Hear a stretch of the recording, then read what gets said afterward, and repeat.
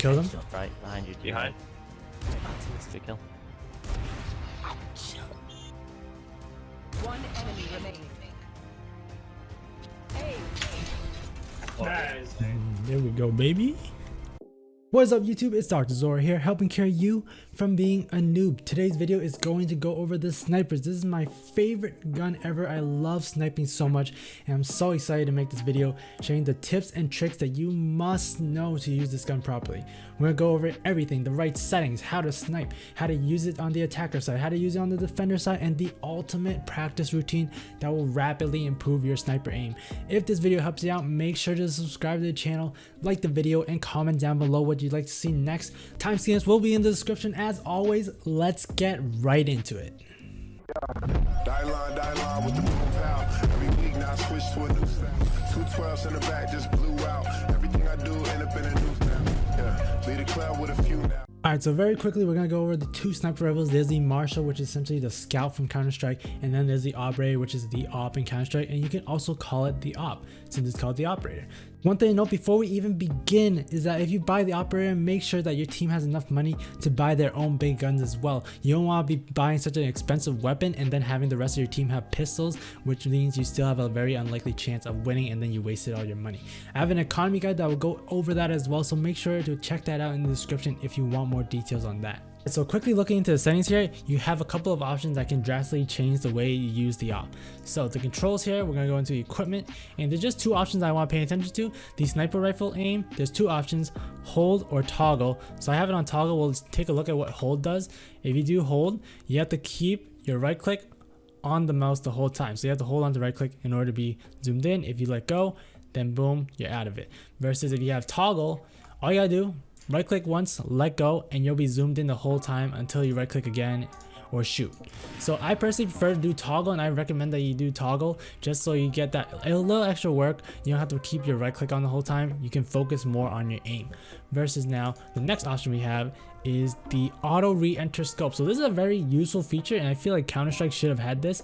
If you turn this on, what it essentially means is that once you scope in, you shoot once, it's gonna automatically rescope for you. You don't have to press anything. You shoot, it just automatically scopes in for you. And this usually is more of a hindrance than a benefit, because if you're shooting someone and you just want to move around, you don't want to actually zoom in again, it zooms in for you automatically. You don't have control over it.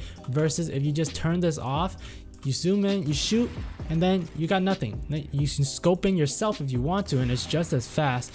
Or you can just not scope in if you need to just move away and move to a different position and then scope when you're ready for it. So I personally prefer to put this on off, and I think a lot of pro players agree with me. You want to turn it off so you have more freedom, more control over if you want to scope or if you don't want to scope. Alright, we're going to get into how to use the Operator in just a second, but just to clear up the basic roles that you want to know about using the Operator.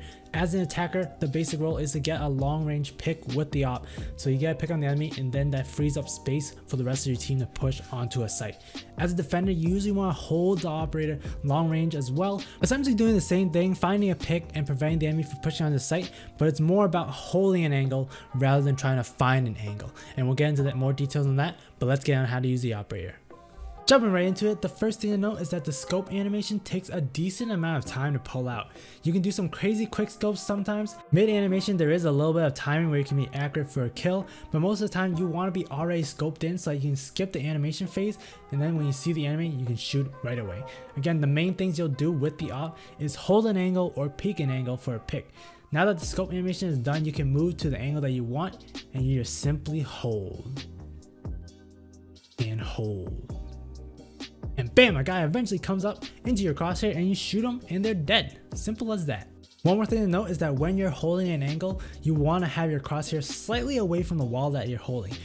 Jiggle peeking doesn't really exist in this game, and if you guys don't know what that is, that's when you kind of just briefly kind of go back and forth between the wall just to catch if a guy is over at that site. You can't really do that in Valorant, so if someone's challenging you, they're going to have to show their entire body, and if you leave your crosshair just a little bit away from the wall, that's where they'll show up and you can snipe their body, or if you fancy, give them a big old headshot that'll send them to the shadow realm. This is the bread and butter of sniping, especially when you're a defender. This becomes very easy as the enemy has to push you, and then you're holding the angle, and then you're waiting, and then you're waiting, and then you're waiting, and then boom, a guy shows up and you blow their brains off.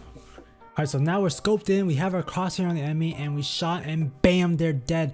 But don't get excited yet. Whether you killed the enemy or miss, you want to make sure that you're in a position where you can escape after you shoot your shot. This is because it takes a long time before you can shoot again, and in that time someone else could peek at you and kill you, so you're very vulnerable during this point. So you always want to have a spot to fall back on after you shoot your shot, whether you hit it or miss it. You can easily do this by slowly peeking your angles, shooting, and then backing off right away. You can also switch to your knife after hitting your shot if you want to go away faster and you don't plan on peeking again. You do run a little bit faster with the knife, so this allows you to go around a corner and hide as quickly as possible to avoid getting shot. You'll see in the clips here that I always back away after a shot, because after I'm shooting again, I'm completely vulnerable to the enemy until the reload animation is done and I can shoot again. A cool way that Shroud does it is in this clip where he peeks actually further than I usually want. If he misses this shot, he's wide open, he's got nothing close to hide on his left, and the right wall is way too far for him to get cover without getting shot. And remember, if you get shot, you get slowed very hard. It's pretty much impossible to get away from an enemy once you get hit. So what Shroud does here is he peeks for the shot, kills Steel, and then uses Jet's ability to dash all the way back to the left. You can see this again more casually in this clip where Shroud peeks just enough to have an angle at the enemy without exposing him too much, hits the shot, and then immediately takes his knife out to get away, reposition yourself, maybe peek again. You have a lot of options for what you can do, but the first thing to do is to always get cover and wait till you can shoot again. If you're from Counter-Strike, a common tendency that players might do is shoot, switch to their knife, and then immediately back to the operator, and this sequence actually makes you shoot a lot slower. If you were to spam the operator, you can get 8 shots in 10 seconds, versus if you shoot and then do this switching technique, you can only shoot 6 shots in 10 seconds. So the most effective way to follow up a sniper shot is to simply let the operator animation happen as is, or if you do really plan to fall back to another position after the shot, then you can take out the knife and then run away quicker and get to a new area. Alright, we're gonna get into some fancy stuff in just a minute, but we're gonna continue on with our situation. So now after shooting your initial shot, the enemy is going to know where you are. So if you shoot and you plan to scope into the same area again, it can be very likely that the next enemy has their crosshair on you already. There are situations where it's okay to peek the same angle again. If you're feeling pretty confident, you can go for it. Or if you know that they don't have any money for a sniper themselves, then you do still have an advantage with the operator, as you can land a body shot or headshot to kill them versus them having their crosshair perfectly lined up at your head to kill you. Even then, they would need to have rifles, so if they're using pistols or machine guns and peeking you long range, you have the advantage and can probably beat them.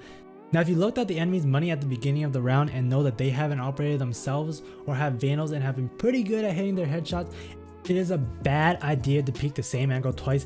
As I said, if you shoot one shot and then you go back into the same area again, the enemy is probably waiting for you, ready to go with their rifles or snipers, and can headshot you, and your advantage turns more into a 50-50 or less if there's more than one enemy there, or they know to hit you with abilities and then push you and kill you. In most scenarios, the safest play is to peek the angle, wait for someone to pop up, shoot them, and then whip out the knife and find another place to set up your operator and scope in again. This keeps the enemy guessing as to where you are and allows that mystery factor to kick in, where you surprise the enemy again at another angle and grab another easy frag. Alright, so we got the bread and butter of opping down, scoping in ahead of time, peeking an angle, holding an angle, grabbing the kill, and backing off and repositioning after the shot. Now we can get into the more advanced tips that will take you to that next level, which is playing aggressively with the op. Holding an angle can only do so much at the end of the day. Players are rotating, you need to move into the site when you're the attacker, and you need to do the same when you're trying to retake a site. First thing to note is that accuracy actually resets pretty quickly, so it is possible to maneuver with the op and not just stand still waiting for a kill. You can tell when you're going to be accurate by the red dot that appears in the middle of the crosshair. If that's not there, you're inaccurate and you need to stop moving to allow the accuracy to reset, and then you can shoot. Again, the accuracy resets quickly, so if you want to actively seek a kill, you're going to scope in ahead of time just like we did before, and then move your character around looking for enemies kill. And just like with any gun, you want to peek one angle at a time, clear one area, and then move on to the next. Once you find an enemy, stop, readjust your aim if you need to, and then shoot, and boom, they're dead. You'll see in these clips I'm trying to get a pick at B long on bind, so I run in, get in position, and then I scope ahead of time just like we said and start looking for kills. One more thing to note is that they've really minimized peeker's advantage, which allows you to challenge angles that players are already holding. This really just makes it come down to who reacts faster at the end of the day. Again, once you have found an enemy, simply stop moving, allow that split millisecond for your accuracy to reset, and you can tell when this happens again by the red dot on the crosshair. Fire your shot and they're dead. Being able to do this and react faster than the enemy is what sets the gap between a beginner player and an intermediate or advanced sniper. Be willing to challenge people's angles and get a kill. Of course, if you're still working on your sniping and someone's holding an angle and is better than you and killing you all game, then you can always utilize your abilities as well to get the guy to move and then re-peek you, and at that point you will have a little bit more leeway to time your shot, position yourself, versus them having to back off and then risking to peek the same angle and not knowing where you or your teammates are positioned. One extra detail to note is that when you do these peeks, you want to be as far away from the angle you're peeking as possible. Riot Tuxedo goes through this on his Twitter post, where if you're further from the angle than the other player, you'll actually see them earlier and quicker than if you were closer in. And this extra few milliseconds can be crucial in who reacts quicker and gets the kill. So make sure you aren't too close to the wall. Sometimes you may need to be in order to not expose yourself as much, but at least create as much space as you can in order to take advantage of how the angle mechanics work. And again, if we look at the clips on Bind, you can see that I'm opping as far away back as possible, again to create that space so that we can see the enemy quicker, react faster, and get the kill. So now that we have the fundamentals down, we move on to the practice routine that you can do that implements everything we discussed in this video, and it only takes 10 minutes to complete. Do it as a warm-up before your games and you'll start to see a drastic improvement in your sniping as well as your game sense. First off, if you're a beginner, get into the training range and practice sniping on easy mode with the operator. The bots will appear one by one and you have a limited time to shoot them before they disappear. Take your time and really ensure that you have your crosshair on the enemy and shoot. Aim to get all 30 bots on this mode before you progress to the next one. Alright, now it gets really fun here. Since the operator has such a long reload animation, you're actually going to grab the Marshal and set the bots onto medium mode. The Marshal doesn't have the long reload time and scope, so you're going to be able to rapidly fire away at the bots as quickly as you can. This will really help with your smooth tracing as well as your flicks. I know in my rifle video I said flicks won't be as common, but in sniping it's actually the exact opposite. In order to get kills with the op, you have to get good at doing flicks from all ranges. Short flicks, wide flicks, medium flicks, everything. There isn't time for you to smoothly track the enemy down and shoot. You will already be dead if you do that. So you gotta be quick, and this is the best way to train for it. It's okay to use the Marshal because, as I said, you should be zoomed in before you peek an enemy, so this practice is effective and quick and just skips that process that you already practiced. Do this 2 to 3 times before your games and try to aim for 30 bots as well. Now if you want to bump that another step forward and truly challenge yourself, look no further. Hit up the eliminate 50 option and now bots will appear rapidly after you kill them, and there is a timer. In this mode, the bots can be positioned at wider ranges, so you have to be able to smoothly track the bots at short range or do a quick flick when the bots are positioned further to the right or left. Try to kill the bots as quickly as you can and work on improving your time with each try. Do this 2 times or just bump things up and do eliminate 100. Last but not least, go into the defuse mode. This is where you truly put everything into play here. The goal of this mode is to clear the bomb site, eliminate 3 bots that are positioned randomly, and defuse the bomb. This forces you to push up and utilize the advanced tips we just talked about. Scoping in ahead of time, moving around, and slowly clearing off the site one angle at a time. Start off on easy, but as you go up on the difficulty, you'll have to react faster and faster as the bots get better and better at killing you. This is really good practice to ensure that you check every angle thoroughly, including the off angles that players may play, whether you're attacking a site or retaking a site. That's all I have for this video. If it helped you out, make sure to subscribe to the channel, like the video, and let me know in the comments down below what you'd like to see from me next. I know a lot of you guys are new players, so I want to get you guys prepared for what Valorant brings to the table, so let me know what's up.